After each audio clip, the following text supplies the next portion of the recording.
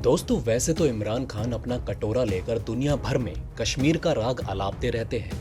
लेकिन पाकिस्तान में आयोजित इस्लामिक सहयोग संगठन की बैठक के दौरान पाकिस्तान के प्रधानमंत्री इमरान खान ने भारत के खिलाफ जमकर जहर उगला और दुनिया के 1.5 अरब मुसलमानों को भारत के खिलाफ खड़े होने की अपील की है।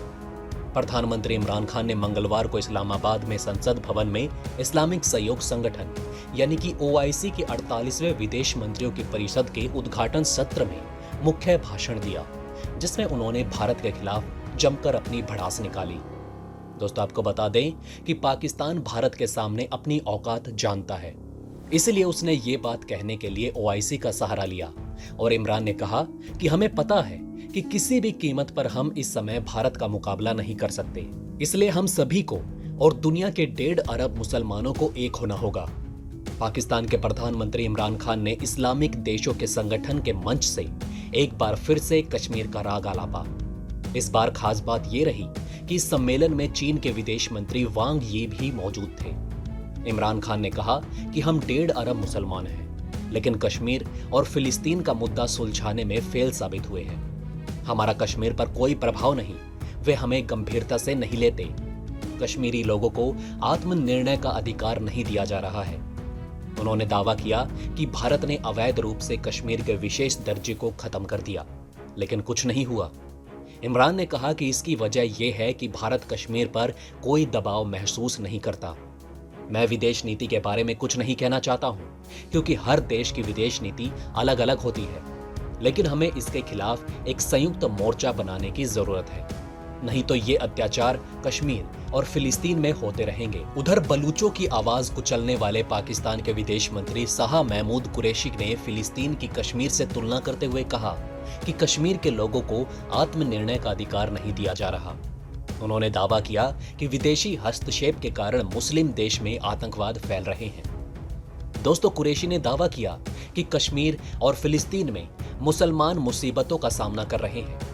पाकिस्तानी विदेश मंत्री ने कहा कि कश्मीर में मुस्लिम घिनौने आधिपत्य का सामना कर रहे हैं। उन्होंने दावा किया कि कश्मीर में नरसंहार बहुत निकट है। कुरैशी ने यह भी दावा किया कि भारत कश्मीर में संयुक्त राष्ट्र और ओआईसी के प्रस्ताव का उल्लंघन कर रहा है। उन्होंने कहा कि इन अवैध कृत्यों की वजह से भारत और पाकिस्तान के बीच संघर्ष का खतरा बढ़ चुका है। कुरैशी ने कहा कि कश्मीरी जनता अपने मुस्लिम भाई और बहनों की तरफ मदद के लिए देख रही है।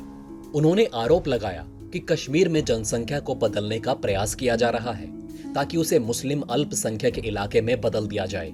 पाकिस्तानी विदेश मंत्री ने दावा किया है कि अंतर्राष्ट्रीय कानून, खासकर जिनेवा समझौते का उल्लंघन है।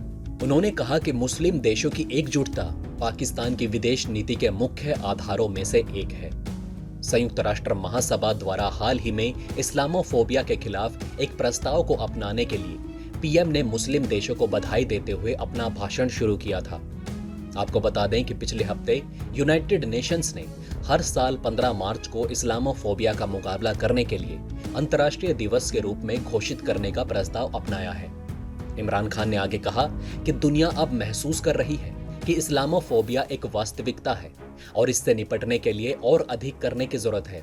इमरान खान ने न्यूजीलैंड के क्राइस्ट चर्च में एक मस्जिद पर हुए हमले का जिक्र करते हुए कहा कि इस्लाम की तुलना ही आतंकवाद से क्यों की गई। इमरान खान ने कहा कि यह दुर्भाग्यपूर्ण है कि मुस्लिम दुनिया मुसलमानों की इस छवि का मुकाबला करने में सक्षम नहीं। और फिर इतना कहने के बाद इमरान खान अपने फेवरेट टॉपिक भारत पर आ गए और फिर जमकर भड़ास निकालनी शुरू कर दी। अफगानिस्तान पर क्या बोले इमरान? दोस्तों, पाकिस्तान के प्रधानमंत्री ने जोर देकर कहा कि अगर दुनिया अफगानिस्तान की धरती को आतंकवाद के लिए इस्तेमाल होने से बचाना चाहती है तो अफगानिस्तान को स्थिर करने की जरूरत है। उन्होंने कहा कि अफगानिस्तान के लोगों से ज्यादा किसी और ने नहीं झेला है, जो 40 साल से युद्ध में है। इससे पहले पाकिस्तान के विदेश मंत्री शाह महमूद कुरैशी ने कहा कि अब समय आ चुका है कि मुस्लिम दुनिया एकजुट हो और अपनी सीमाओं के अंदर वैश्विक संक्रमण और उथल पुथल से निपटने के लिए सामूहिक प्रतिक्रिया करें। इमरान ने कहा कि हमें दुनिया भर में एकता, न्याय और विकास के निर्माण में एक विश्वसनीय भागीदार होना चाहिए, लेकिन आक्रामकता या वर्चस्व में किसी का सहयोग नहीं होना चाहिए। उन्होंने कहा कि मुस्लिम देशों में लगातार बाहरी हस्तक्षेप के कारण मुस्लिम दुनिया की नाराजगी बढ़ रही है। ओआईसी के 2 दिवसीय सत्र के दौरान 100 से अधिक संकल्प पेश किए गए। एजेंडे के अनुसार अफगानिस्तान ह्यूमैनिटेरियन ट्रस्ट फंड पहले ही स्थापित किया जा चुका है, जिसके चार्टर पर OIC CFM से एक दिन पहले हस्ताक्षर किए गए थे। इमरान खान ने न्यूजीलैंड के क्राइस्ट चर्च घटना का उल्लेख करते हुए कहा कि 15 मार्च को ही एक बंदूकधारी न्यूजीलैंड के एक मस्जिद में घुस गया और उसने 50 लोगों को मार गिराया। उसने मस्जिदों में लोगों को क्यों मारा? क्योंकि उसे लगा कि सभी मुस्लिम आतंकवादी हैं। ये इस्लामोफोबिया कहां से आया और किसने इसे बढ़ने दिया?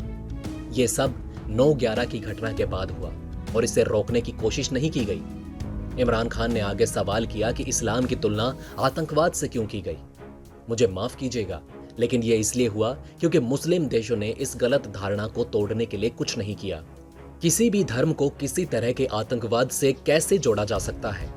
इमरान खान ने आगे कहा कि जब एक बार इस्लाम को आतंकवाद से जोड़ दिया जाता है तो किसी पश्चिम देश का कोई व्यक्ति कट्टर इस्लाम और उदार इस्लाम में फर्क कैसे करेगा? इसलिए वो आदमी मस्जिद में घुसा और जितने लोगों को मार सकता था मार दिया। इमरान खान ने कहा कि इस्लाम और आतंकवाद की धारणा को तोड़ने के बजाय कुछ मुस्लिम राष्ट्र अध्यक्षों ने ये कहना शुरू कर दिया कि वो उदार मुसलमान हैं। वो आगे बोले कि जब आप ये कहते हैं कि आप उदार मुसलमान हैं तो आप बिना कहे ही कह जाते हैं कि इस्लाम में कुछ चरमपंथ भी है। इमरान खान ने प्रबुद्ध उदार इस्लाम शब्द के इस्तेमाल पर आपत्ति जताते हुए कहा कि प्रबुद्ध उदार इस्लाम एक ऐसा टर्म है जो उन लोगों को खुश करने के लिए इस्तेमाल किया जाता है जो इस्लाम को आतंकवाद से जोड़ते हैं। इसका परिणाम ये हुआ कि ऐसी धारणा बन गई कि इस्लाम के कई रूप हैं, कट्टर इस्लाम, उदार इस्लाम, लेकिन इस्लाम तो बस एक है, पैगंबर मोहम्मद का इस्लाम। इमरान खान ने कहा कि सभी समुदायों में कट्टरपंथी पाए जाते हैं, लेकिन इस्लाम को ही अलग अलग टर्म देकर इसे अलग अलग कर दिया गया। उन्होंने कहा कि इस्लाम को बदनाम किया गया, फिर भी मुस्लिम देशों ने इस पर कड़ी प्रतिक्रिया नहीं दी। इमरान खान ने इस्लामोफोबिया से निपटने के लिए अंतर्राष्ट्रीय दिवस घोषित किए जाने को लेकर कहा कि उन्हें उम्मीद है कि लोगों में मुसलमानों की मान्यताओं को लेकर नैरेटिव में बदलाव होगा। दोस्तों, आपको बता दें कि पाकिस्तान की राजनीति पिछले 1 महीने से काफी तनावपूर्ण है और इमरान खान का साथ उनके अपने ही कई सांसद, उनके अलावा सहयोगी पार्टियों ने भी उनका साथ छोड़ दिया है। सेना पहले ही इमरान खान से समर्थन वापस ले चुकी है, लिहाजा अब इस बात की काफी कम उम्मीद है कि इमरान खान अपनी सरकार बचा पाएंगे। खुद के साथ इतना सब हो जाने के बाद भी पाकिस्तान अपनी हरकतों से बाज नहीं आ रहा है। तो दोस्तों, अब आप हमें कमेंट सेक्शन में बताइए कि क्या ये बातें आपको पहले से पता थी? अगर नहीं तो इनमें से कौन सी बात आपको सबसे ज्यादा इंटरेस्टिंग लगी? तो दोस्तों, हमारे इस वीडियो में हमने आपको बहुत सी बातें बताने की कोशिश की। अगर आपको हमारी ये कोशिश अच्छी लगी हो तो प्लीज लाइक करें इस वीडियो को और इसी तरह की और जानकारी पाने के लिए सब्सक्राइब करें हमारे चैनल को। जितना हो सके इस वीडियो को शेयर करना ना भूलें। दोस्तों, हम अपने इस चैनल पर आपको दुनिया भर की अनोखी बातें बताते रहते हैं जिन पर आपने कभी ध्यान नहीं दिया होगा, लेकिन वो आपसे बहुत कुछ कहना चाहती है। धन्यवाद दोस्तों, हम फिर मिलेंगे एक और इंटरेस्टिंग टॉपिक के साथ।